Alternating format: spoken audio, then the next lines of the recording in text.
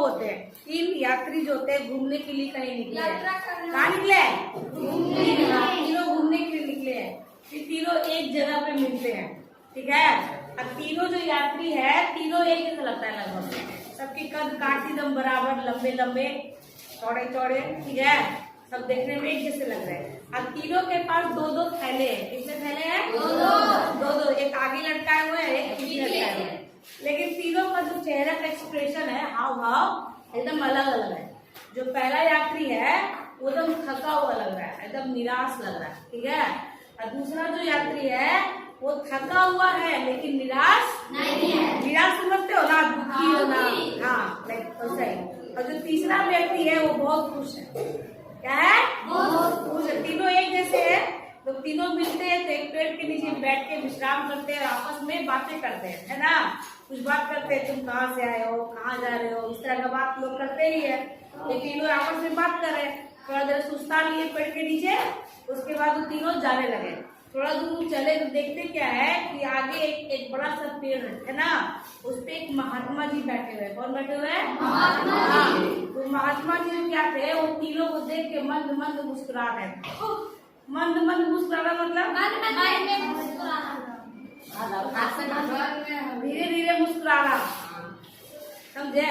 तो पहले तो तीनों यात्री इग्नोर किए, इग्नोर मतलब ध्यान नहीं दिए, है ना, कि छोड़ो ऐसे ही मुस्कुरा रहे थे।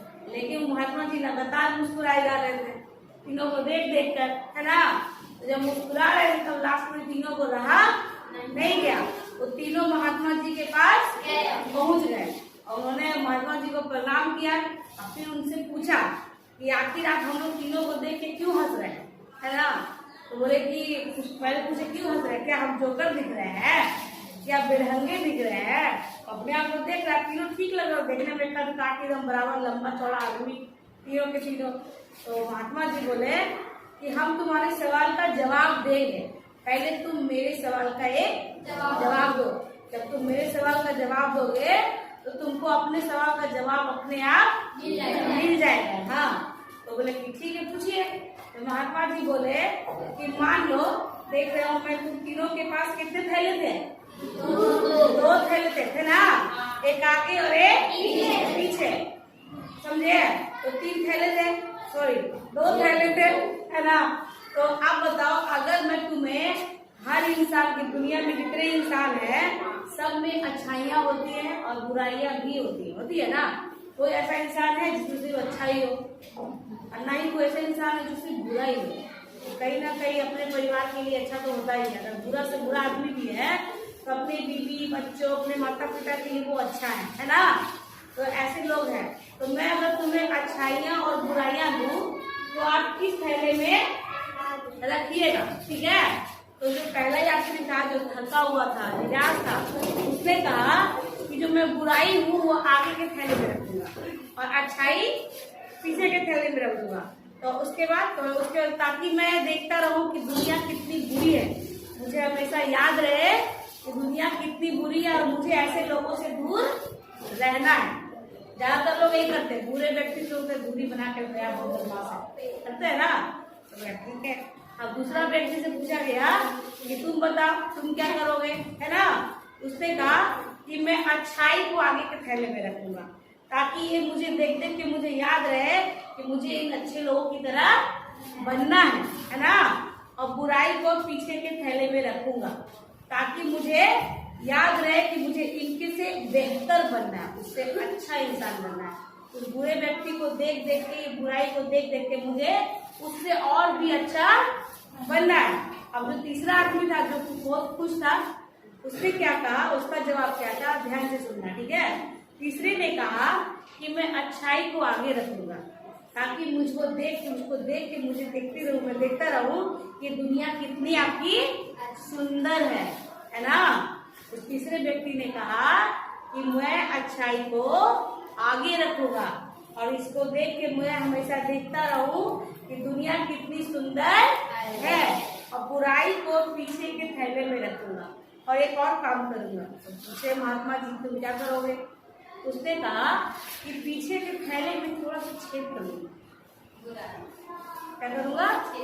छेद करूंगा ताकि मैं चलता जब रहूं तो बुराई पीछे से निकलती रहे और एक समय आए कि मेरा थैला पीछे वाला खाली हो जाए।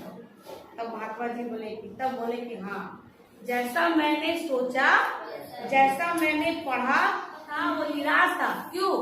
क्योंकि वो दुनिया को, उसने निगेटिविटी को पकड़ के रखा था, उसको पूरी दुनिया बुरी नजर आ रही थी, इसीलिए वो थक भी गया था और निराश भी हो गया था।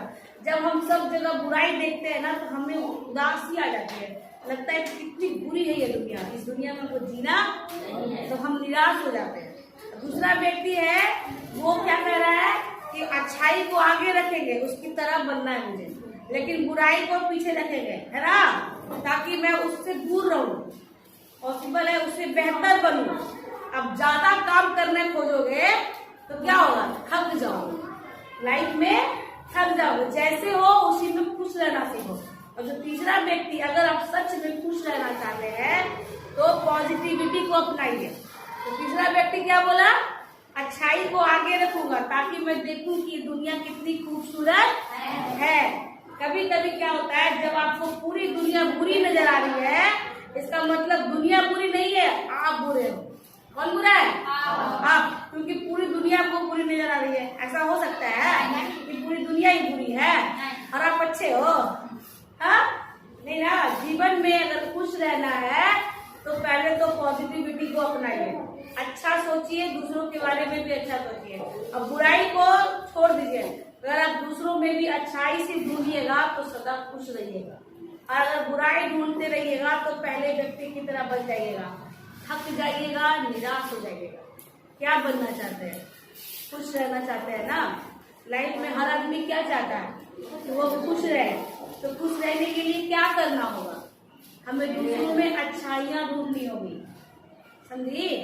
क्योंकि अगर आप दूसरों में अवगुण ढूंढते रहेंगे तो इसका मतलब दूसरों में अवगुण नहीं है, आपके अंदर है, वो आपके अंदर अवगुण है। जब हम दूसरों की बुराई करते हैं ना तो वो व्यक्ति बुरा नहीं है, आप बुरे हो, समझ गई? इसीलिए हमें तीसरे व्यक्ति की तरह बनना चाहिए। हमें हमेशा दूसरों में अच्छाई ढूंढना चाहिए। अगर आप ऐसा करोगे ना तो सामने वाला व्यक्ति जिसके बारे में आप अच्छा बोल रहे हो वो आपके लिए एक दिन अच्छा सोचने लगेगा, लेकिन अगर आप उसके बारे में बुरा सोचोगे तो वो भी आपके बारे में बुरा ही सोचेगा, आपका बुरा ही करेगा। फायदा है? तो फायदा, बुरा सोचने का कुछ भी फायदा नहीं है। किसी के बारे में अगर कोई व्यक्ति बुरा ही क्यों ना हो तब भी आप बोलोगे छोड़ो यार, मेरे लिए थोड़ी बुरा है। बहुत सारे बुरे लोग ऐसे हैं जो सबके लिए बुरे नहीं होते हैं, वो किसी के लिए भी तो अच्छे हैं। तो जो जिसके लिए वो अच्छा है वो तो सोचता है ना कि मेरे लिए तो अच्छा है, दुनिया के लिए चाहे बुरा हो ना हो, मेरे लिए तो अच्छा है। इसीलिए हमें हमेशा दूसरों में अच्छाई ढूंढनी चाहिए, बुराई नहीं ढूंढनी चाहिए, समझे?